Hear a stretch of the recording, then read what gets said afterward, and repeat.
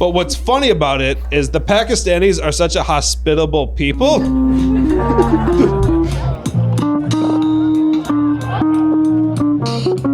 They allowed her to hold all these press conferences and talk her shit. And they were like, no.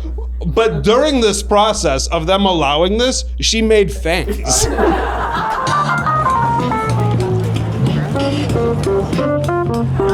So now there's like 40 to 50 people out here going, no. We want to fix the roads and the hotels and the infrastructures. And she's going, I need $100K in my pocket tomorrow.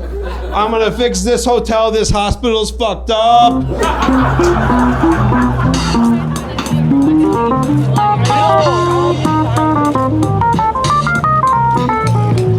Jojo Siwa at the Pride Parade was a big deal, I guess. That talentless cunt. I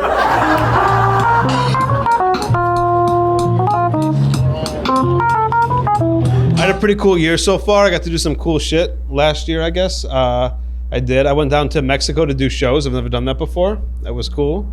They flew me down to Cancun like a classy prostitute, you know? I got down there, some dude in a Hyundai picked me up, and I was like, oh, this is nice. Where are you taking me? Got down there, I didn't know I was gonna go because I've never done shows in another country. And I get down there, I start doing these shows, and everything's going well, except these 5 really angry Mexican women talking to me in the front row that looked kind of angry. And so after the show, I went up to them, I was like, hey, ladies, is everything okay? And they were like, yeah, we just kind of thought the whole show was gonna be in Spanish. I was like, oh, my name's Brad Kofman.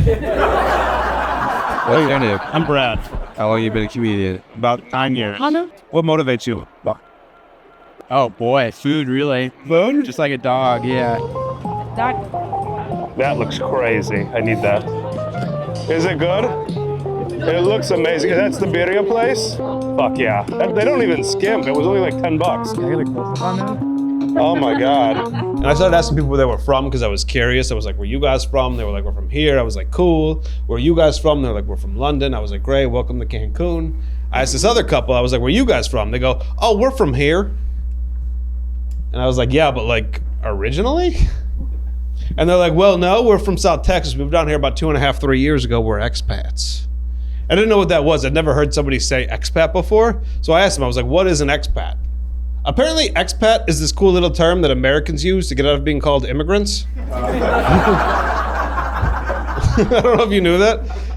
Anybody else moves from one country to another country, they're an immigrant. But a couple from South Texas does it. They're like, oh God, no, we're not Mexican.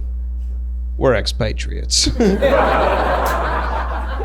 We're just down here on this side of the border keeping an eye on things. Is your family here or are they back home? They're back home. Do you have to go back and visit them out there? And not yet. No, I think about it, but first I need to take some documents. Oh yeah. After I can bring it by pen. Oh, amazing. So they're gonna come here as the goal. Yeah. Oh my God, best of luck to you, man. I'm excited for you. How big is your family? I got a wife and 2 kids. A wife and 2 kids? Well, I hope they get here with you soon, man. Best of luck. I hope you make lots of money today. Thank you so much. I'm Brad. It was nice to meet you. I went to the doctor and I was like, what do I got, doc? He's like, you got COVID. And I was like, yeah, but like what name? And he goes, we just call it COVID now. And I was like, that's boring. What happened to all the names? I'm waiting for the next phase in this where corporations start sponsoring the new diseases. I think that would be cool. Yeah. First you had Omicron, and then you had Delta. And now JP Morgan brings you Chase COVID. Wouldn't that be fun? 3.5% cash back on all your COVIDs? You both doctors? Yeah. You both live here in New York? We do. Oh, amazing. What kind of doctor are you? We're both pediatric critical care. Oh my God. That's crazy. And I assume you're off today? Hopefully. You're not off to go get a kidney or something? Not today. Okay, good. Having such stressful, critical jobs, like what do you do to relax outside of walking through Central Park? For sure that. I work out, I read, hang out with friends. You work extremely long shifts sometimes? Yeah. Like 26 hours or so. 26 hours? Ooh, might have a full day. That's insane. Yeah, every 4 days. And you have to stay, oh, really? So like one day, I assume after you're off, you dedicate to sleeping? You sleep all day. Now you're back out in life. Enjoy. You recoup and you get right back on. I'm from Chicago. We got legal weed, and we got legal weed here now in New York at all your bodegas. I don't fucking love legal weed. You know what I mean? Like, I like the access, but I don't love the whole entitlement thing. You know what I'm saying? Like, all these younger kids just getting their weed at stores for their whole life. I don't like that shit, you know? I feel like as Americans, we are robbing these children of a childhood. You know what I mean? Like, these kids will never show up to a closed down CVS parking lot, you know? They're never getting in the back of an old 1997 Grand Am, you know, with no hubcaps. You know, a childhood. Talking to some paranoid dude who's like, hey, how much pizza do you want? And you have to sit there and be like, I'll have an eighth of pizza, please. Like, who is that for? Like, who are we fooling? The world's worst FBI agent? Just a dude in a surveillance van nearby who's just like, yeah, I don't know what's going on. I think we got bad intel, Rick. Dude has sold no marijuana, but he sold 8 3/4 pizzas. Sometimes I get matching tattoos with strangers. Holy shit. You got a matching tattoo? That was something? Yeah, here, hold on. Here, yeah. Gotcha. Oh, look at that. We got people in the chat. Yeah, we just got a little bit of a raid, but yeah, I've got like 10. Like all these little ones are all these ones are. You don't give a fuck, huh? No, you know what? It's great. And some of these people I've never seen again and I never will see again, and some of them have become friends. One of the greatest things about this stuff is like New York, even though there's people everywhere, it's kind of a lonely city for a lot of people. It's kind of. We've heard that from a few people. So like making these kind of connections, I want to dive into more of that content, making more connections with people on the street. There's so many people filming here. I've been discovering that all my friends who are in their 30s, who've decided that they don't want to have kids, have all started partaking in the same hobby. It's cocaine. Yeah, it's crazy. I went to visit some friends out in Seattle, and they were like, yo, you want to go paddleboarding? I was like, yeah, that sounds nice and relaxing. We get knee deep in the water with these paddleboards, and my buddy pulls out his keys, and he goes, yo, you want to do a key bump? Wow. And I was like, to go paddleboarding and relax on the lake? My second question was like, why did you bring your keys into the lake? And my third answer was, fuck yeah, let's do that shit. Win in Rome, baby, win in Rome. So we got out there, and we're doing all this cocaine on the open waters. And we reached a bunch of other people who are tied to this buoy on paddle boards, and they got snacks, and they got joints, and we're like listening to music, and they also got cocaine.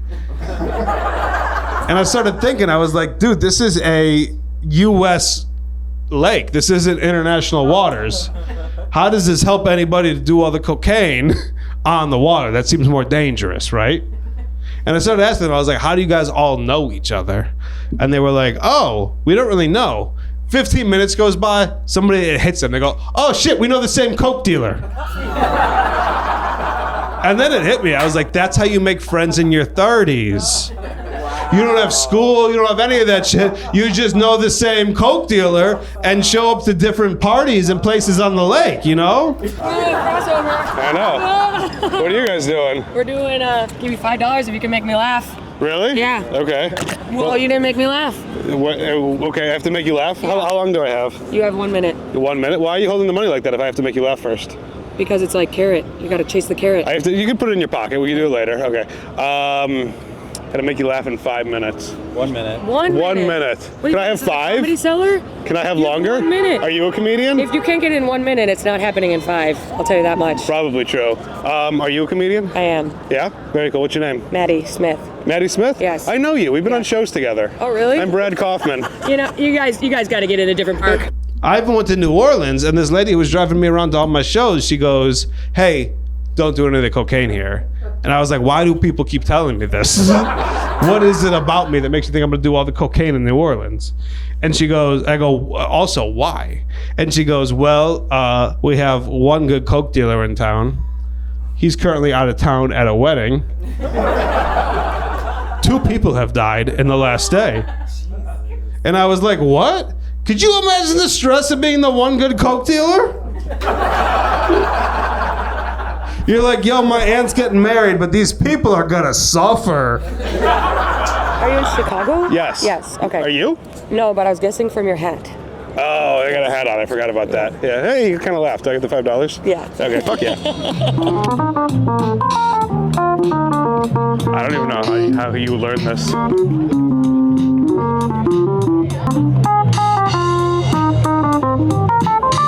You got. What do you got there? Oh, we'll smoke that after. Yeah. Yo, if you want drugs, if you want cocaine, talk to this person. Yeah. Yo, I'm trying to put your business on blast. Stop being Delulu. I know somebody, but I mean, Ain't no undercover cops in here. We got 3 rows of people that are trying to fucking buy some drugs. Maybe later. Who doesn't do coke anymore? Nick? Hey, Nick. Thanks for having me. Yeah. What if I almost got killed by 3 crackheads on the way here? You know, my mom is a playwright and my dad was Jackie Mason. I knew your dad was Jackie Mason. Yeah. Your mom was a playwright too? Yeah. Okay. So show business background. I moved here fresh out the gate when I was 18. I had graduated high school and I at Olympic Heights in Boca. And I always had dreamed of like moving to New York. Yeah. It was just my dream because I had done theater my whole life and stuff. Oh, you were in theater? Yeah. Okay. Theater kid. And so I You did theater before comedy, I assume? Yeah. Okay. Like my whole life I've been on stage from the time I was like 2. How old are you? 25. 25 and you don't do coke anymore this early in your life? That's wild. 25? What had happened to you? You're just over it? Yeah, kind of over it. You're getting bad coke. You got to talk to people who have good coke. You're over it? What do you mean you're over it? It's not necessary. It's not necessary. I agree. I don't feel like I need to be that excited for anything in my life. You know what I mean? Dude, I know when I'm at a party where people are doing coke, when I walk in and within 3 minutes, people are infatuated with my job. They're like, yo, what do you do? That's crazy. You got to talk to my buddy Ronnie outside. He's trying to sell horse semen. And I'm like, oh, let me talk to Ronnie. And I start talking to Ronnie, and he's got this whole broke down plan of how he's going to distribute the horse semen, right? And how much money we can make out of it. And horse semen, by the way, guys, is the new Bitcoin. You know what I'm talking about. This guy gets it.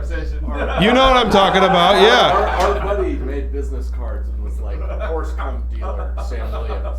You're not even kidding. No, I might have one. Can you check? I'll check right now. Yeah, check right now. Are you Sam Williams? No. Yeah, I thought you said your name was Nick. No. Dude, because if your name was Sam Williams, I'd be like, no. He didn't stop doing cocaine. He's doubled down. And he's got a fucking alternate identity where he does. You don't have any? I think it's in my apartment. Well, go home and get it. Oh, that's where you're going? I wish I could recommend food in Williamsburg. What's your favorite food in New York? not going there then. A lot of hipster like I used to be. It's literally just hipsters. I was telling them, I just feel like, especially like where my apartment is over there, it feels like a bunch of like really rich kids cosplaying as being poor. Yeah, totally. Yeah. That's exactly what it is. They like thrift and they wear like these trench coats and like these like hodgepodge together outfits. Their and then they hair go buy is like, all matted. Yeah. And they go buy like a $22 latte and they go, it's so expensive here. It's like you get like a comedic orgasm. Then you sell your soul, you eat some food. Hell yeah, nothing wrong with that. Last time I was here, I was they had the Mike Tyson Jake Paul fight on, which was pretty disappointing. Were you guys disappointed? Yeah. I was super disappointed. Later, I learned the rules of the fight, so I was like, I kind of get why he did what he did. But building up to that fight, I did get really excited because I had watched an interview where Mike Tyson went on Anderson Cooper. And Anderson Cooper was asking him some questions, and in the middle of the interview, Mike Tyson just took his shirt off and threw it on the floor. And Anderson Cooper's like, kind of like we all probably would be, hey, Mike, do you want to put your shirt back on? And Mike just is like looking at the floor crying. He's like, I'm going to destroy this boy's soul. I feel bad for what I'm going to do. I'm going to make his mother cry. What inspired you to start comedy? Dude, it was probably just like my folks splitting. Oh, really? Yeah. When you're a little kid, you know, your parents, like, that's your whole world. Yeah. So when that breaks up, like, all of a sudden you're like latching onto things. So one thing I latched onto was just comedy. And in every class, I was like just trying to make people laugh. And that was those steps of just trying to always be funny. And then later I realized that you can actually make a living at it. And I was like, oh shit, Mike is back. This is cool. So I started watching a bunch of old Mike Tyson interviews, right? And I find this one from like the early 2000s where Mike goes on like national news. And it's like not national, not like San Diego morning news, like countrywide national morning news. And Mike starts talking to this interviewer, and I guess the interviewer hit him with like a hardball question he wasn't expecting. And the interviewer goes, hey Mike, do you think it was in bad taste for the mayor of New York to have been seen with you, considering he's currently up for re-election and you're currently on trial for sexual assault? And you see Mike just like sink down in his seat, and his eyes like change completely, and he just goes, you know, you come off as a nice guy, but you're really just a rat piece of shit, you know that? And the interviewer goes, Mike, we can't have that kind of language on national television. And Mike goes, what the fuck you gonna do about it, you rat piece of shit motherfucker? And there's like a minute where the interviewer's like, yeah, what are we gonna do about it? And he looks over at his security, he goes, guys, we gotta take care of this. And the camera pans quickly to like 3 security guards who are standing over there just like... This guy was looking for a job, and I was like, hey, you're strong. You should be a mover. It's good. Were you a mover before? You were just like, let's do it. So you've been doing the moving. Yeah. He's the elder statesman. Actually, it's already a side model. I got it. So, he's a musician, and I do Muay Thai. Oh, fuck yeah. So wait, you're a model? Yeah. You're a musician, and you do Muay Thai, and you guys started a moving company. We have 3 drop-offs today, so 3 pieces of like high-end art going on French Court today. Okay. So you got some high-end art in the truck? Oh yeah. Well, not right now. It's all off now. What time are you picking it up? What time should we come back? What time does it fall off the truck? I almost died the other day. It was pretty crazy. How so? I'm gonna fucking... I love this. I'm gonna fucking tell you. So I almost died the other day. I was on a flight from Chicago to New York. We're going from Chicago to New York, right? And I'm flying, and it's pretty rainy outside, and the pilot comes on over the intercom, and he goes, we're gonna have to circle for about 35 minutes before we can land due to weather. We all go, okay, whatever. Shit happens. Not that big of a deal. 2 hours goes by. 2 hours. And then finally the pilot comes back over the intercom, and he goes, we circled too long. We ran out of fuel. Okay. We're gonna have to divert the plane to Harrisburg, Pennsylvania. And we're all going, what the fuck does that mean? That's crazy. And we all start talking, we're like, what the fuck's going on? And then this lady 6 rows behind me just goes, they ain't telling us something. First it's the weather, now it's the fuel. Somebody's lying. And then like in unison, all 160 people on the plane start talking. We're like, yeah, they ain't telling us something. What the fuck's going on? We start texting people on the ground. We all come to this like communal agreement that there's a ground stop in New York. We don't know why. We don't know what's going on. We just know we can't land in New York. That's why we're going to Pennsylvania. And I guess this guy, would you lose? No, that was me. Would you lose? Your phone? Do we have it? Can I see it? No, I've been tattooing I just hit a year and a month. A year and a month? Yeah. Are you actually tattooing? Are you an apprentice? No, I'm tattooing. You tattooing? Yeah. After a year, you must be pretty good. Yeah, I know. From what I heard, you got to apprentice for like a while. I apprenticed for like, I thought, because I'm cocky a little bit, but I was like, I'm going to be done in like, 3 months. Yeah. It took me 6. So you apprenticed for 6 months and now you do tattoos? And then I started just going out and like doing my shit. So this guy finally figures out why we're going to Harrisburg, Pennsylvania, and he stands up on the plane and he goes, hey, you guys remember during 9/11 when that one plane went to Pennsylvania to crash into the ground? I think that's what's happening here. You guys don't remember 9/11, I can tell by your face. You guys don't remember 9/11 at all. 9/11 was a crazy time. I was in 6th grade during 9/11. I was 11 years old at 9/11. Conspiracy? I don't know. That's crazy. 11/11. But I don't know. But I do remember that Danny Cronson, the fucking weird kid in gym class, found out about 9/11 the way we all did because our pedophile gym teacher walked out in front of us and said, hey, a plane just crashed into a building and it's a terrorist attack. We think it's Al-Qaeda. And all I remember is Danny Cronson sitting there in gym class, and he starts powering up like Dragon Ball Z style. He was just like, and we're like, what the fuck is Danny doing? And he's just flips his hair back and he goes, ah! And like all the gym was like, yo, Danny is going Super Saiyan right now. He's about to take out Al Qaeda. We are fucking safe. Everything's gonna be okay. And then they wheeled in a TV and made us watch the second plane hit the tower. And we were like, yo, Danny, you're doing it all wrong. This isn't working. But yeah, this is Did they cancel school that day for you? yeah, we got to go home at like 3 p.m., which was like 30 minutes early, and had to come back the next day. Yo, we all had the same question. We were like, do we have to come back tomorrow? And they were like, yeah, we have to keep order. And we were like, order? What are you talking about? This is Chicago. What's the craziest tattoo you've had to do? That's a great question. Oh, I definitely tattooed a ball sack on my friend's No, knee. you tattooed his ball sack? No, it's the South Park Randy. Yeah. So it's just a big pair of balls and like a wheel carton. Where'd you tattoo that on him? Right on his thigh. On his thigh? Right there, dude. Nice. Yeah. Damn.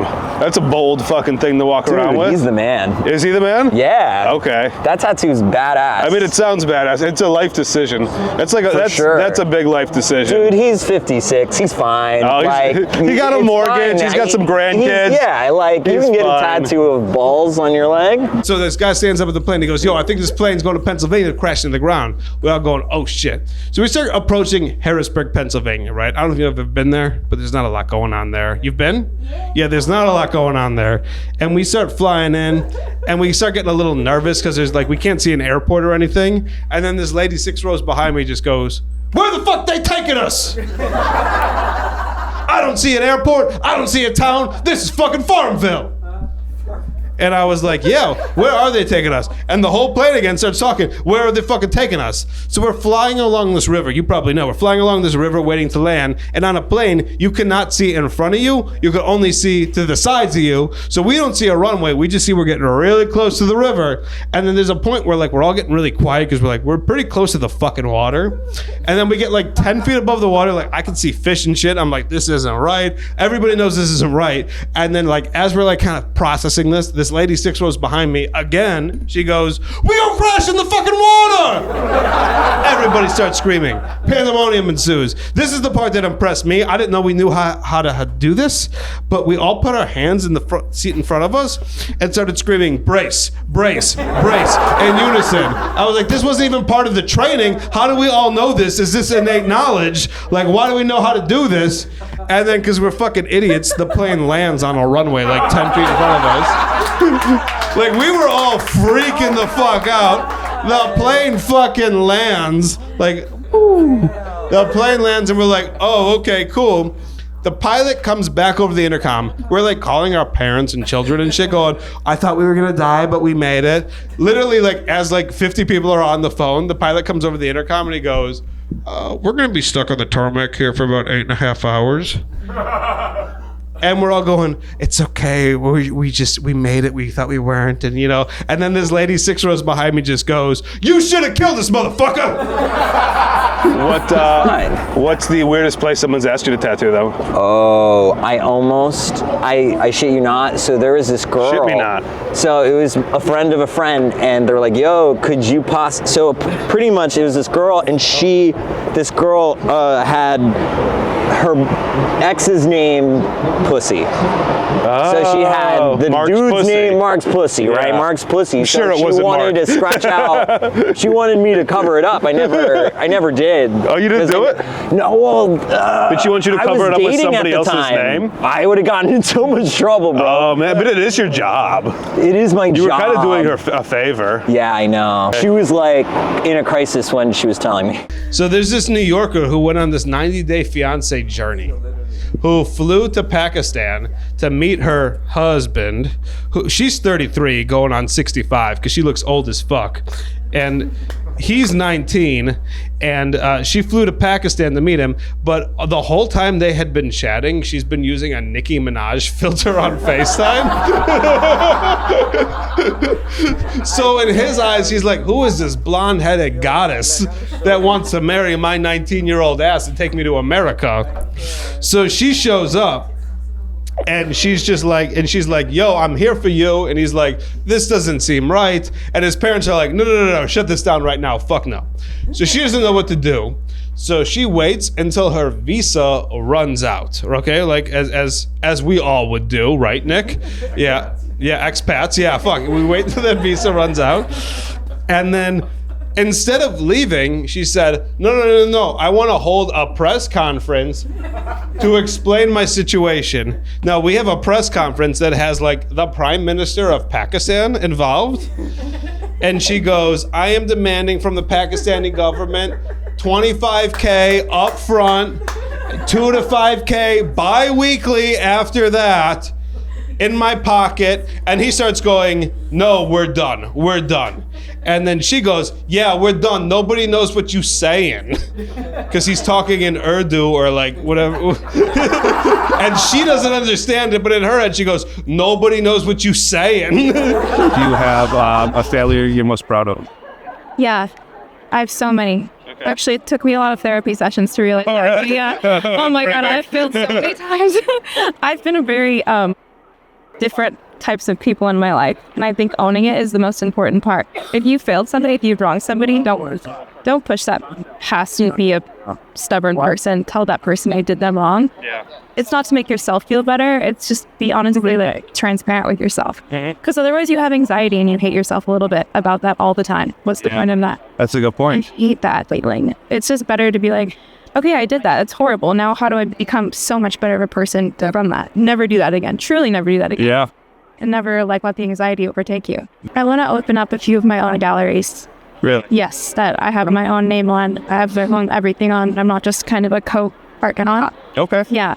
I want a creative space for all these creatives that can have an outlet and also make it kind of like a social club for true creatives. I mean, the clip of her ordering the burger was just hilarious. Like, can I get a double cheeseburger? She ordered a burger in Pakistan? Wait, I know nothing about this. That sounds funny. Yeah. I like the way she told the Prime Minister of Pakistan. So he's literally going there. She goes, and that's it. And he goes, yes, that's it. We're done. No more. And she goes, yeah, that's it. We're done. No one understands you. To a room full of Pakistanis. No one understands you. We're done with you. You talk too much. And he sat the fuck down and shut up. Like, who is this lady from the Bronx just shutting up all these Pakistanis? That's crazy. It makes you think it's not as hard as you think it is to take over a country. Like, you forget your lithium for 3 days. You could take over Nepal, probably. Tacha, dalko, I dalu. Dalu, Tacha? Dalu. Tacha? Swayambhu Najikicha, Vajra Hotel, yeah, very Najikicha Swayambhu, 10 bar se gi Nepal gayo. This is fun for me. I haven't talked to somebody in Nepal in like 10 years. This is great. What's your name? Susma. Susma? Brad, it's so nice to meet you. Same here, thanks. The confidence level of going to another country, them going, you gotta leave, and you go, no, I'm gonna hold a press conference and change everything. And then the whole internet and the world is like, yeah. This fucking lady, the internet's just going, she's so iconic for that. And we're all going, no, she's fucking insane. That's crazy. Yeah, she had got sent back after her son had reached out and said, my mother suffers from this shit. And yeah, they institutionalized her. It's just getting viral here in the States then, the story, right? I've been knowing about it from the beginning, but maybe I just found out about it. I've told 4 people today. I told these 4 right here, and they were like, "What is this? Who is this lady?" And I'm like, "How do you not know about the lady taking over Pakistan?" And all, the funniest part about it is all the early videos of her, and she's just some lady from the South Bronx, and all the early videos of her, it's just her talking shit to the Pakistani government, and it just says, American woman standing on business in Pakistan. New York is the only place where I feel like I make sense. Big religious family? Yes, I was homeschooled, and then I went to a culture. You were college. homeschooled? Yes. When I was like, I'm going to move to New York, my dad was like, that is so stupid. It's so unsafe. Yeah. Get murdered. So I think they're just... Has that happened yet? Are you okay? I haven't been murdered yet. What's the best thing you've eaten in New York so far? Quiche, probably. Quiche? Yeah. Oh, hell yeah. Or mushroom quiche. Oh. Kind of like 10 blocks from here, probably. Hell yeah, we got to stop and get those. All right, quiche. Hey, when I get back. Brad, what happened in there? Fuck you, what happened? Fuck you. Can you kiss me? Yeah, I want to see the reveal. Do that, but let's look at this. It's magic. Oh, wow. Oh,